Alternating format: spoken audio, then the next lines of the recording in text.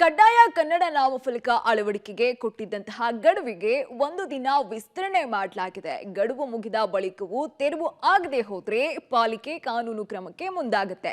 ಇನ್ನು ಕನ್ನಡ ಸಂಘಟನೆಗಳು ಕೂಡ ಹೋರಾಟಕ್ಕೆ ಪ್ಲಾನ್ ಮಾಡಿಕೊಳ್ತಿವೆ. ಕನ್ನಡ ನಾಮಫಲಕಗಳ ಅಳವಡಿಕೆಗೆ ಅವಧಿ ವಿಸ್ತರಣೆ. ನಾಳೆ ಸಂಜೆಯೊಳಗೆ ನಾಮಫಲಕ ತೆರವಿಗೆ ಗಡುವು. ಆಂಗ್ಲ ನಾಮಫಲಕ ತೆರವು ಮಾಡದಿದ್ರೆ ಕಠಿಣ ಕ್ರಮ. ನಾಳೆಯೊಳಗೆ ನಾಮಫಲಕ ಹಾಕದಿದ್ರೆ ನಾವೇ ತೆರವು ಮಾಡ್ತೇವೆ.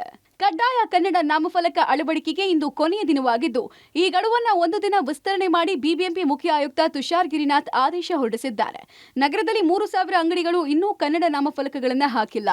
ನಾಳೆಯೊಳಗೆ ನಾಮಫಲಕ ಹಾಕದೇ ಇದ್ರೆ ನಾವೇ ತೆರವು ಮಾಡ್ತೇವೆ. ಕೂಡಲೇ ನಾಮಫಲಕ ಬದಲಾಯಿಸಿ ಅಂತ ಬಿಬಿಎಂಪಿ ಮುಖ್ಯ ಆಯುಕ್ತ ತುಷಾರ್ ಗಿರಿನಾಥ್ ಎಚ್ಚರಿಕೆ ಕೊಟ್ಟಿದ್ದಾರೆ. ನಾಮಫಲಕದಲ್ಲಿ ಹೆಚ್ಚು ಕಡಿಮೆ 3,000 ಮಾತ್ರ ಉಳ್ಕೊಂಡಿವೆ 55,000ದಲ್ಲಿ. ಅದಕ್ಕೆ ನಾವು ಇವತ್ತು ಡೈರೆಕ್ಷನ್ ಇಶ್ಯೂ ಮಾಡ್ತಾ ಇದ್ದೇವೆ. ನಾಳೆ ಸಂಜೆವರೆಗೂ ಏನಾದರೂ ನೋಡಿ ದೆನ್ ಸಂಜೆಯಿಂದ ಅವರಿಗೆ ಅವಕಾಶ ಇರಲ್ಲ ತಮ್ಮ ಚಟುವಟಿಕೆ ನಡೆಸಲಿಕ್ಕೆ. ಅಲ್ಲ, 28ನೇ ತಾರೀಕುವರೆಗೂ ಇತ್ತು, ಇವು 29ನೇ ತಾರೀಕುವರೆಗೂ ಒಂದು ದಿವಸ ಎಕ್ಸ್ಟೆಂಡ್ ಆಗಿದೆ. ಕನ್ನಡ ಸಂಘಟನೆಗಳಿಂದ ಕಾಲ್ನಡಿಗೆ ಜಾಥಾಕ್ಕೆ ಯತ್ನ. ಪ್ರತಿಭಟನಾಕಾರರನ್ನ ವಶಕ್ಕೆ ಪಡೆದ ಪೊಲೀಸರು. 60% ಕನ್ನಡ ಕಡ್ಡಾಯ ನಾಮಫಲಕಗಳನ್ನು ಹಾಕದ ವಾಣಿಜ್ಯ ಮಳಿಗೆಗಳ ಮಾಲೀಕರಿಗೆ ಮನವಿ ಮಾಡೋದಕ್ಕೆ ಕೆಲ ಕನ್ನಡ ಸಂಘಟನೆಗಳು ಕಾಲ್ನಡಿಗೆ ಜಾಥಾ ಹಮ್ಮಿಕೊಂಡಿದ್ರು. ಮೆಜೆಸ್ಟಿಕ್ನ ಅಣ್ಣಮ್ಮ ದೇವಸ್ಥಾನದಿಂದ ಗಾಂಧಿನಗರದ ಸುತ್ತಮುತ್ತಲೂ ಕಾಲ್ನಡಿಗೆ ಜಾಥಾಕ್ಕೆ ಹೊರಡ್ತಾ ಇದ್ದ ಹೋರಾಟಗಾರರನ್ನ ಪೊಲೀಸರು ವಶಕ್ಕೆ ಪಡೆದ್ರು.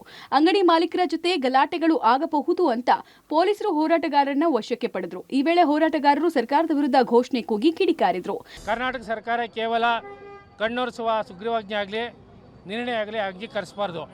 ಈ ಕೂಡಲೇ ಬೆಂಗಳೂರು ನಗರ ಸೇರಿದಂತೆ ರಾಜ್ಯದಲ್ಲಿ ಎಲ್ಲ ಕಡೆ ಕನ್ನಡವನ್ನು 60% ಬಳಸುವಂಥ ಅಧಿಕಾರವನ್ನು ಆಯಾ ಜಿಲ್ಲಾಧಿಕಾರಿ ಮತ್ತು ಸ್ಥಳೀಯ ಅಧಿಕಾರಿಗಳಿಗೆ ಕೊಡಬೇಕಾಗಿದೆ. ಇವತ್ತು ಸರ್ಕಾರ ಆದೇಶವನ್ನು ಕೆಲವು ಖಾಸಗಿ ಕಂಪನಿಗಳು ಮತ್ತು ಉದ್ದಿಮೆದಾರರು ಕಡೆಗಣಿಸಿದ್ದಾರೆ. ಇದನ್ನು ನಾವು ಎಲ್ಲ ಕನ್ನಡಪರ ಸಂಘಟನೆಗಳು ಖಂಡಿಸ್ತಿದ್ದೀವಿ.